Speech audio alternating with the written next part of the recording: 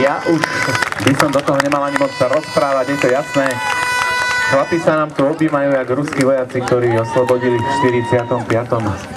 Ďurďové, Pružinu a okolité veľkomestá. Povieme si samozrejme ten čas, ktorý si myslím ani nie je tak podstatný ako to, že chlapi dobehli, takže